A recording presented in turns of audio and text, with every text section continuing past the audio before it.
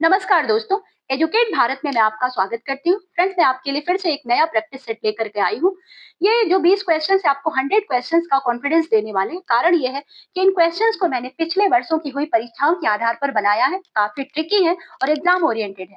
तो चलिए शुरू करते हैं। वीडियो को अंत तक देखिएगा। मैंने सभी क्वेश्चंस की व्याख्या की है। हर क्वेश्चन की व्याख्या से आपको 4 क्वेश्चंस को हल करने में बिल्कुल मदद मिलने वाली है। 12वीं शताब्दी में किस लेखक ने राज तरंगिणी की रचना की, जिससे कश्मीर के इतिहास की जानकारी मिलती है? कल्हड़, बाणभट्ट, मेगास्थनीज, अलबरूनी। फ्रेंड्स, इसका सही आंसर है ऑप्शन नंबर ए, कल्हड़। राज तरंगिणी जो है ये संस्कृत भाषा में लिखी गई और कश्मीर के इतिहास से संबंधित प्रसिद्ध पुस्तक है। इसकी रचना 12वीं सदी में कल्हड़ ने की थी। इस ग्रंथ से कश्मीर के शासकों, समाज और राजनीतिक घटनाओं की महत्वपूर्ण जानकारी प्राप्त होती है। दिल्ली सल्तनत के किस सुल्तान ने सिकंदर ईसानी की उपाधि धारण की थी? ए इल्तुतमिश, बी अलाउद्दीन खिलजी, सी फिरोज शाह तुगलक, डी सिकंदर लोदी। फ्रेंड्स, आप भी कमेंट बॉक्स में आंसर दीजिए, इससे आपका कॉन्फिडेंस जो है बढ़ेगा। ऑप्शन नंबर बी सही है, अलाउद्दीन खिलजी। अलाउद्दीन खिलजी, सिकंदर ईसानी का अर्थ क्या होता है? दूसरा सिकंदर। अलाउद्दीन खिलजी ने अपनी विजयों और साम्राज्य विस्तार के कारण यह उपाधि धारण की थी। वह दिल्ली सल्तनत के शक्तिशाली शासकों में से एक माना जाता था। ये क्वेश्चन मिलान करने वाला है फ्रेंड्स। एक तरफ समाज सुधारकों का नाम दिया गया है और दूसरी तरफ जो संस्थाएं हैं, किन संस्थाओं को इन्होंने बनाया, उनका नाम दिया गया है। तो हम देख लेते हैं, मिलान कर लेते हैं। देखिए, यहाँ पर राजा राम मोहन राय संबंधित हैं ब्रह्म समाज से। 19वीं शताब्दी में अनेक समाज सुधारक हुए और सामाजिक कुरीतियों को दूर करने के लिए उन्होंने विभिन्न संस्थाओं की स्थापना की। राजा राम मोहन राय ने ब्रह्म समाज की स्थापना की। ध्यान दीजिएगा, ब्रह्म समाज। और इसके बाद स्वामी दयानंद सरस्वती की बात कर लेते हैं, तो इन्होंने आर्य समाज ये सीधा सीधा दिया हुआ है, आर्य समाज की स्थापना की। ज्योतिराव फूले ने सत्य शोधक समाज की स्थापना की थी। सत्य शोधक समाज। और अब बात कर लेते हैं प्रार्थना समाज की, तो आत्माराम पांडुरंग इससे संबंधित है। आगे बढ़ते हैं दोस्तों। निम्नलिखित में से किसे मदर ऑफ इंडियन रेवोल्यूशन कहा जाता है? A Annie Besant, B madam Bhikaji Cama, C Sarojini Naidu, D Aruna Asaf Ali. Option number B सही है, मैडम भीकाजी कामा। मैडम भीकाजी कामा जो थी, ये भारतीय स्वतंत्रता आंदोलन की प्रमुख क्रांतिकारियों में से एक थी। उन्होंने विदेशों में रहकर भारतीय स्वतंत्रता के समर्थन में आवाज उठाई। उन्होंने भारतीय क्रांतिकारी आंदोलन में योगदान के कारण इनको मदर ऑफ इंडियन रेवोल्यूशन कहा जाता है। दोस्तों, मैं जल्दी जल्दी करने का प्रयास इसलिए कर रही हूँ जिससे आपका कोई भी टाइम वेस्ट ना हो और जल्दी जल्दी आपके बहुत सारे क्वेश्चंस कंप्लीट हो जाएं। आप चैनल पर जाएंगे तो इस तरह के आपको बहुत सारे प्रैक्टिस सेट मिलेंगे, जिससे आपका ज्ञान भी बढ़ जाएगा और जल्दी से आपका काम भी हो जाएगा। भारतीय राष्ट्रीय कांग्रेस की पहली महिला अध्यक्ष कौन थी? A Annie Besant, B Sarojini Naidu, C madam Bhikaji Cama, D Kasturba Gandhi. Option number A सही है, एनी बेसेंट। एनी बेसेंट जो थी, ये भारतीय राष्ट्रीय कांग्रेस की पहली महिला अध्यक्ष थी। उन्होंने 1917 में कांग्रेस के अधिवेशन की अध्यक्षता की थी, 1917 में। और वे होम रूल आंदोलन से भी जुड़ी हुई थी और भारतीय स्वतंत्रता आंदोलन में इन्होंने महत्वपूर्ण भूमिका निभाई। निम्नलिखित में से कौन सी महिला क्रांतिकारी चटगांव सत्याग्रह आंदोलन से जुड़ी थी और शहीद भी हुई? A Kalpana Dutt, B Pritilata Wadekar, C Sarojini Naidu, D Sucheta Kripalani. Option number B सही है, प्रीतिलता वाडेदार। ये जो ये बंगाल की प्रसिद्ध महिला क्रांतिकारी थी और वो चटगांव सत्याग्रह आंदोलन से जुड़ी थी। ब्रिटिश शासन के विरुद्ध संघर्ष कर रही थी और उन्हें भारत की प्रारंभिक महिला क्रांतिकारी शहीदों में से एक गिना जाता है। विदेशी धरती पर भारतीय ध्वज फहराने वाली पहली महिला कौन थी? A Annie Besant, B madam Bhikaji Cama, C Sarojini Naidu, D Kasturba Gandhi. Option number B सही है, मैडम भीकाजी कामा। ये भीकाजी कामा जो थी, भारतीय स्वतंत्रता आंदोलन की प्रमुख क्रांतिकारी थी। मैंने पहले भी बताया, 1907 में 1907 में जर्मनी में इन्होंने, जर्मनी के स्टुटगार्ट में इन्होंने भारतीय ध्वज फहराया था और उन्हें विदेशी धरती पर भारतीय ध्वज फहराने वाली पहली महिला माना जाता है। जूनागढ़ के निकट स्थित सुदर्शन झील का निर्माण किस शासक के शासनकाल में कराया गया था? ए अशोक, बी चंद्रगुप्त मौर्य, सी समुद्रगुप्त, डी कनिष्क। सुदर्शन झील जो है गुजरात के जूनागढ़ गिरनार क्षेत्र में स्थित थी। इसका निर्माण मौर्य सम्राट चंद्रगुप्त मौर्य के शासन काल में हुआ था और उनके प्रांतपति पुष्यगुप्त द्वारा कराया गया था। ध्यान दीजिएगा, पुष्यगुप्त के द्वारा।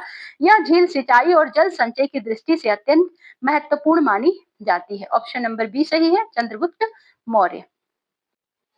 किस शासक को अमित्र घात के नाम से जाना जाता है? ए अशोक, बी बिंदुसार, सी चंद्रगुप्त मौर्य, डी समुद्रगुप्त। बिंदुसार जो थे मौर्य वंश के दूसरे शासक थे और चंद्रगुप्त मौर्य के पुत्र थे। यूनानी लेखकों ने उन्हें अमित्रो चैट्स चैट्स कहा है, जो संस्कृत का अमित्र घात से बना है। इसका अर्थ होता है शत्रुओं का नाश करने वाला। ऑप्शन नंबर बी सही है, बिंदुसार। किस शासक को भारत का नेपोलियन कहा जाता है? ए चंद्रगुप्त मौर्य, बी अशोक, सी समुद्रगुप्त, डी हर्षवर्धन। समुद्रगुप्त। समुद्रगुप्त वंश गुप्त वंश के महान विजयी शासकों में से एक थे। इन्होंने अनेक सैन्य अभियानों के माध्यम से अपने साम्राज्य का विस्तार किया। उनके विजयों और सैन्य प्रतिभा के कारण इतिहासकार वी.ए. स्मिथ ने उन्हें भारत का नेपोलियन कहा था। पुष्यभूति वंश की वंशावली निम्नलिखित में से किस शासक के प्रारंभ मानी जाती है? ए प्रभाकर वर्धन, बी राज्यवर्धन, सी हर्षवर्धन, डी पुष्यभूति। पुष्यभूति वंश जो था ये उत्तर भारत का महत्वपूर्ण राजवंश था और ये शुरू होता है पुष्यभूति से। इस वंश की प्रारंभिक जानकारी हर्षचरित और अन्य ऐतिहासिक स्रोतों से प्राप्त होती है। निम्नलिखित में से कौन सी ताम्र पाषाणिक ग्रामीण संस्कृति सबसे प्राचीन मानी जाती है? ए आहड़ संस्कृति, बी मालवा संस्कृति, सी कायथा संस्कृति, डी जोरवे संस्कृति। कायथा संस्कृति जो है ऑप्शन नंबर सी, ये मध्य प्रदेश के विकसित ताम्र पाषाणिक संस्कृति थी और इसे भारत की प्राचीनतम ताम्र पाषाणिक ग्रामीण संस्कृतियों में से माना जाता है। यहाँ से तांबे के उपकरण और कृषि संबंधी जो प्रमाण है वो प्राप्त हुए हैं। मौर्य साम्राज्य की स्थापना से पूर्व समस्त उत्तरी भारत किसमें विभक्त था? ए जनपदों में, बी महाजनपदों में, सी प्रांतों में, डी गणराज्यों में। मौर्य साम्राज्य की स्थापना से पहले उत्तरी भारत अनेक छोटे छोटे राज्यों में विभाजित था। इन राज्यों को महाजनपद कहा जाता था। बाद में चंद्रगुप्त मौर्य ने इन क्षेत्रों को एक विशाल साम्राज्य में संगठित किया। निम्नलिखित में से किस मुगल शासक ने आगरा में आराम बाग का निर्माण करवाया था? A Akbar, B Jahangir, C Babur, D Shahjahan. Option number C सही है, बाबर। आराम बाग आगरा में स्थित मुगल कालीन उद्यान है और इसका निर्माण मुगल सम्राट बाबर ने करवाया था और इसे मुगल काल का सबसे प्राचीन उद्यान भी माना जाता है। वर्ष 1916 में होम रूल आंदोलन की शुरुआत किसने की थी? ए बाल गंगाधर तिलक, बी महात्मा गांधी, सी Subhash Chandra Bose, D Lala Lajpat Rai. Home rule आंदोलन का उद्देश्य क्या था, सबसे पहले जान लेते हैं। भारत में स्वशासन की मांग को मजबूत करना। इस आंदोलन की शुरुआत 1916 में बाल गंगाधर तिलक ने शुरू की थी और बाद में इसको एनी बेसेंट ने इस आंदोलन को व्यापक रूप से आगे बढ़ाया। महात्मा गांधी के राजनीतिक गुरु कौन माने जाते हैं? ए दादा भाई नौरोजी, बी गोपाल कृष्ण गोखले, सी बाल गंगाधर तिलक, डी लाला लाजपत राय। गोपाल कृष्ण गोखले ये भारतीय राष्ट्रीय आंदोलन के प्रमुख उदारवादी नेता थे और महात्मा गांधी उन्हें अपना राजनीतिक गुरु मानते थे। गांधी जी ने भारतीय राजनीति और जन सेवा की कई महत्वपूर्ण बातें जो थी ये गोखले जी से सीखी थी। भारतीय संविधान में मूल कर्तव्यों को किस वर्ष जोड़ा गया? 1950, बी 1962, सी 1976, डी 1985। भारतीय संविधान में मूल कर्तव्यों को 42वें संशोधन द्वारा जोड़ा गया और यह संशोधन 1976 में लागू किया गया। मूल कर्तव्यों का उद्देश्य क्या था? तो नागरिकों में राष्ट्र के प्रति जिम्मेदारी और कर्तव्य की भावना को विकसित करना। दोस्तों अब हम क्वेश्चन नंबर 18 पर पहुंच चुके हैं। आप कमेंट बॉक्स में जाकर लिखिए आपके कितने अब तक के आंसर सही रहे या कितने क्वेश्चंस का आंसर आपको आता था। भारत में सर्वप्रथम पंचायती राज व्यवस्था का गठन किस वर्ष किया गया? ए 1947, बी 1950, सी 1959, डी 1976।